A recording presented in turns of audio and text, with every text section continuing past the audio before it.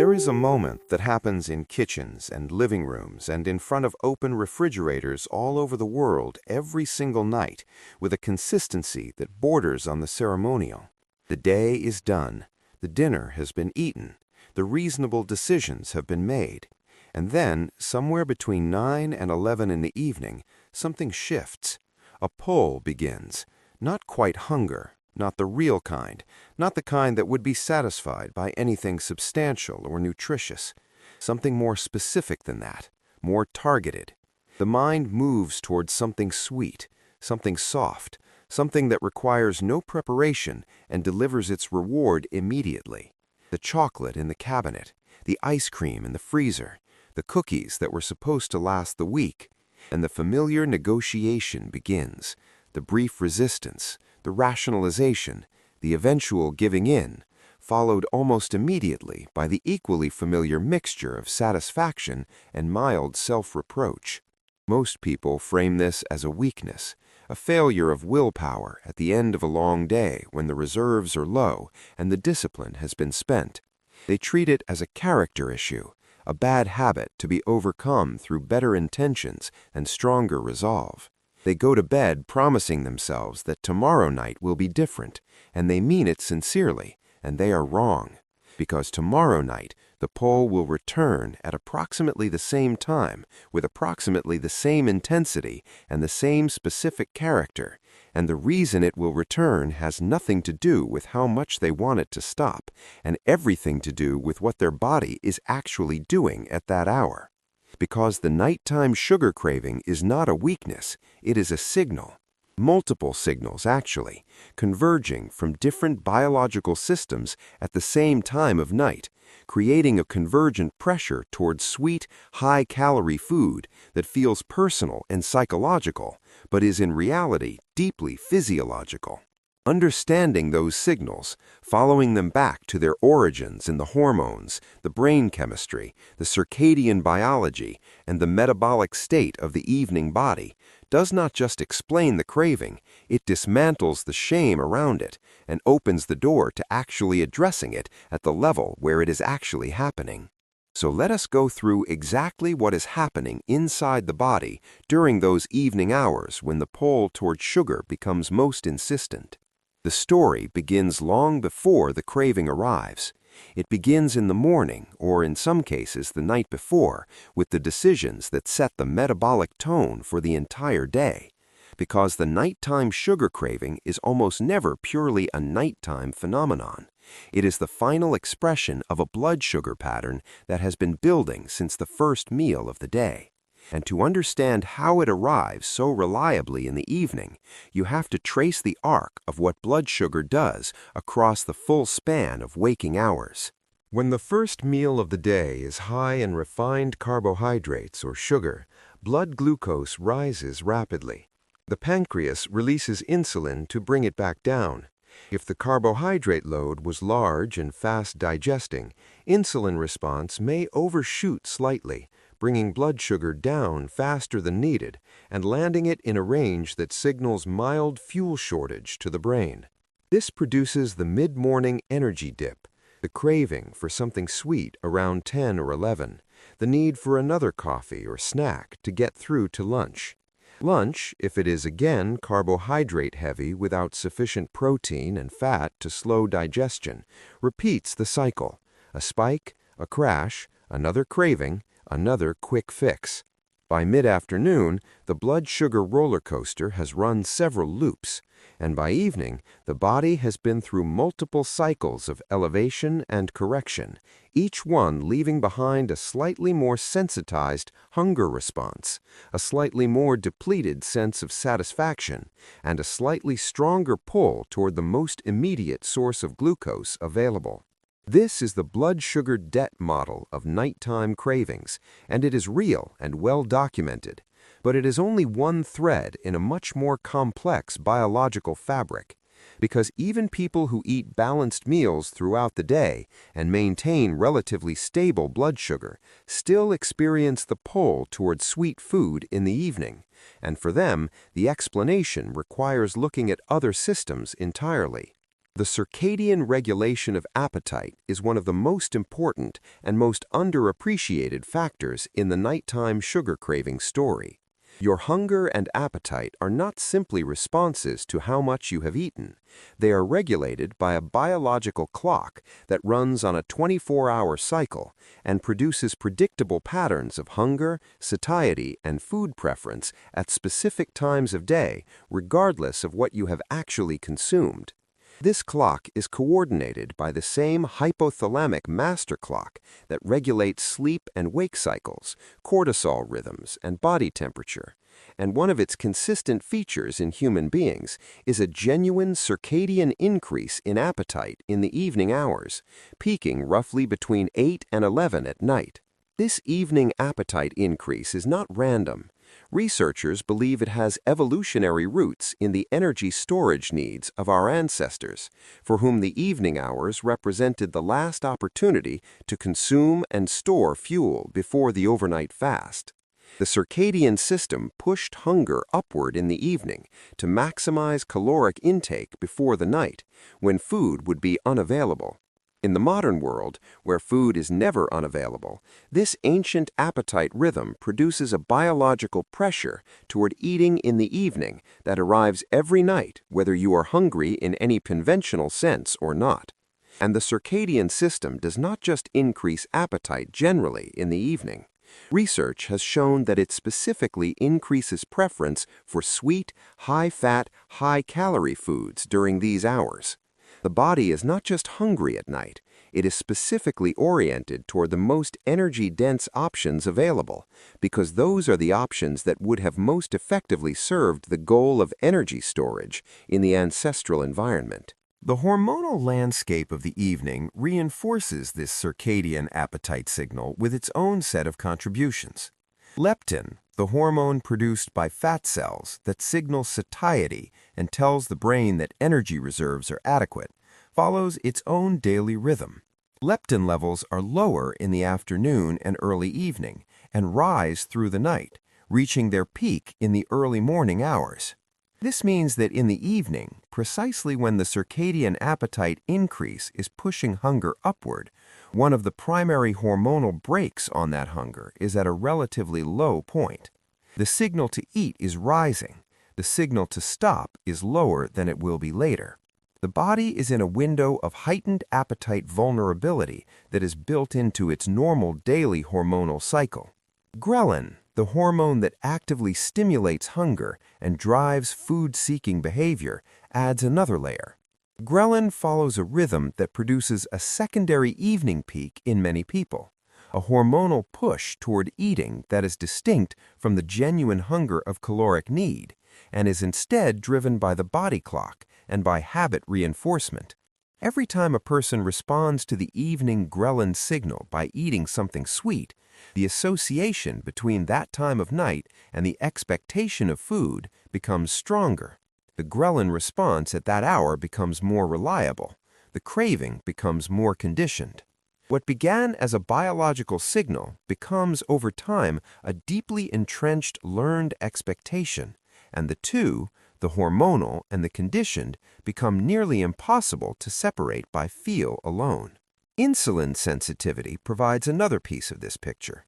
The body's cells are most responsive to insulin in the morning and least responsive in the evening, a pattern driven by the circadian system's anticipation of rest and reduced metabolic activity after dark.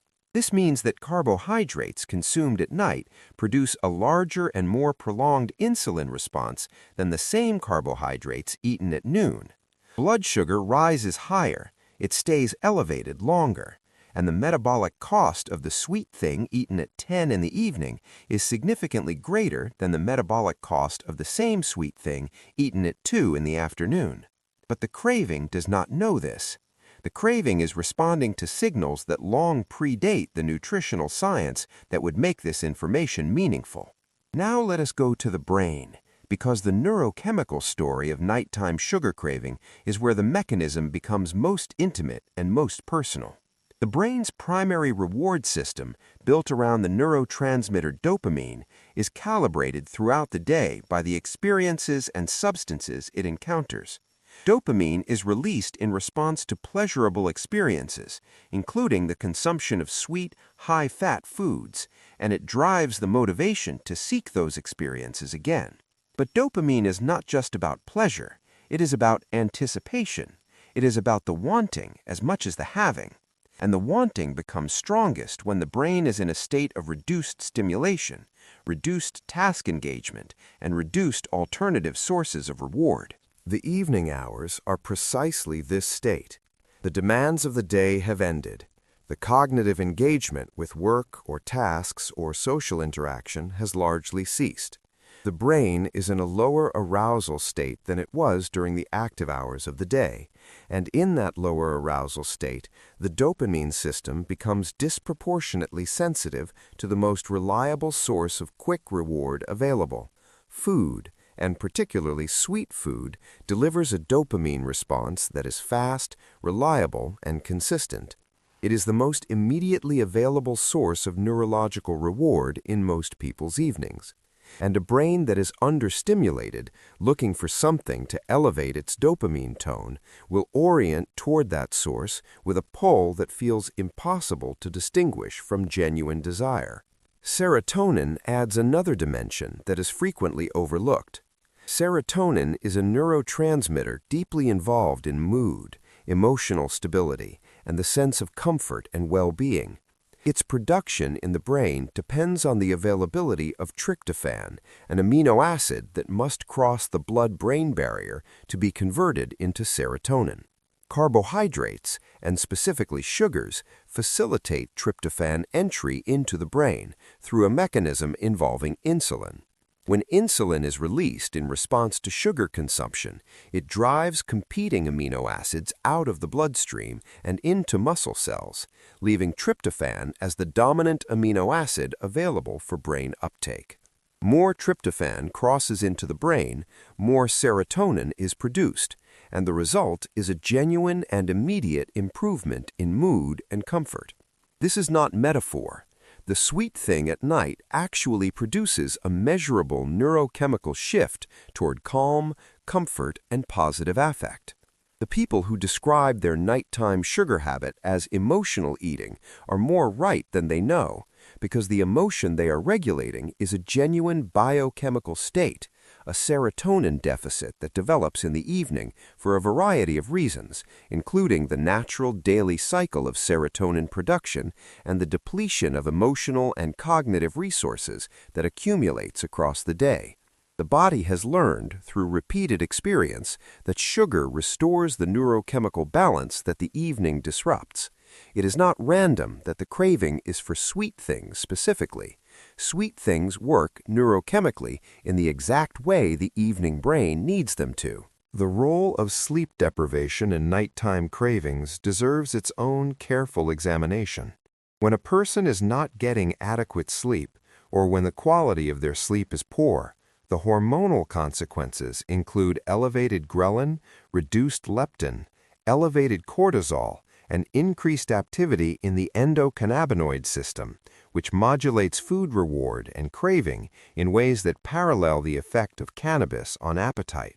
Sleep-deprived individuals consistently show increased preference for sweet, high-fat foods and report stronger subjective cravings, particularly in the evening hours. For many people, the nighttime sugar craving is at least partly a sleep debt problem, being expressed as a food problem. The body is attempting to compensate for the energy deficit and the neurochemical dysregulation of inadequate sleep by seeking the fastest available source of glucose and reward.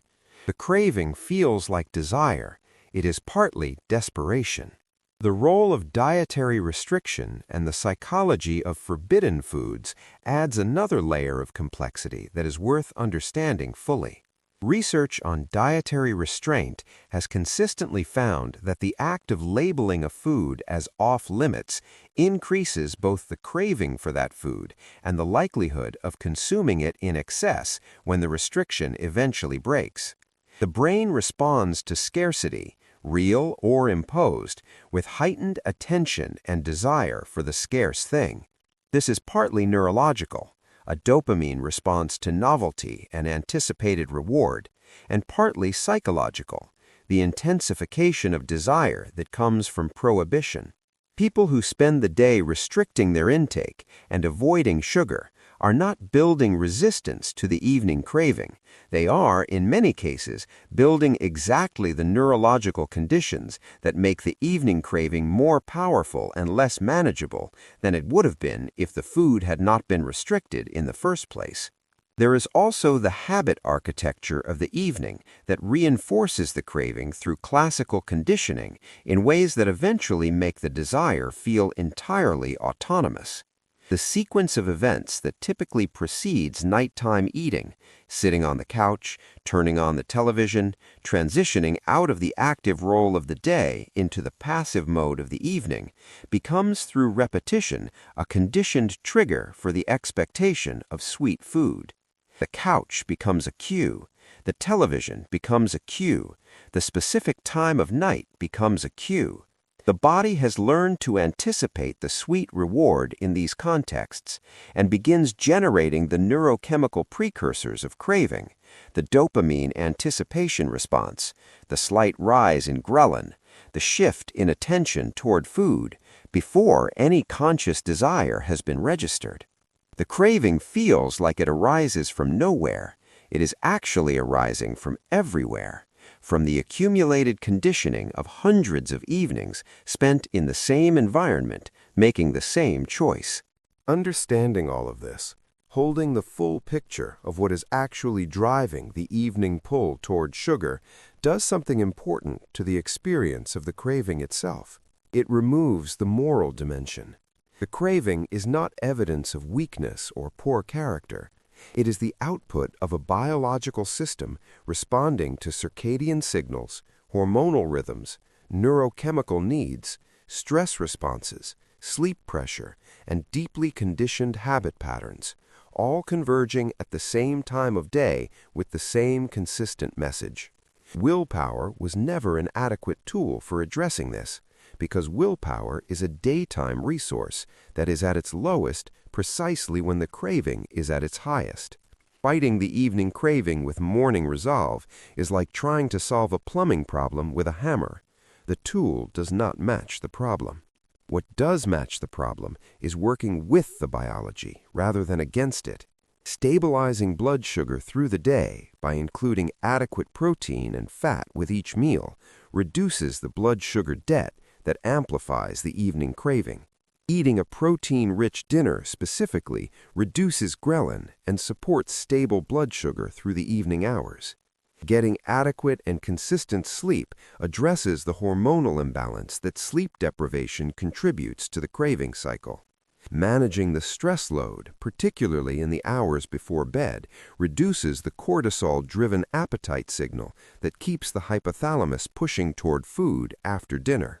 Introducing alternative sources of dopamine and serotonin in the evening through connection, creative activity, physical movement, or deliberate relaxation addresses the neurochemical deficit that sweet food was being used to correct. And examining the conditioned environment of the evening, the specific cues and sequences that have been learned to precede the craving, creates the possibility of interrupting the automatic chain before it reaches its habitual conclusion. The nighttime sugar craving is the body's evening broadcast, a complex signal transmitted through multiple biological channels simultaneously, telling you something real about what happened during the day, what the circadian system needs, what the neurochemical balance looks like, and what the stress and sleep and metabolic history of the past hours has produced. It is not noise, it is information. The question is not how to silence it through force of will. The question is how to understand it clearly enough that the conditions producing it can be addressed at their actual source. And the moment you stop treating the craving as a character flaw and start treating it as a biological message, the entire relationship with that familiar pull toward the kitchen at 10 o'clock at night begins to change. Not overnight, not perfectly, but in the direction that actually works, because it is working with the body instead of endlessly, exhaustingly, unsuccessfully against it.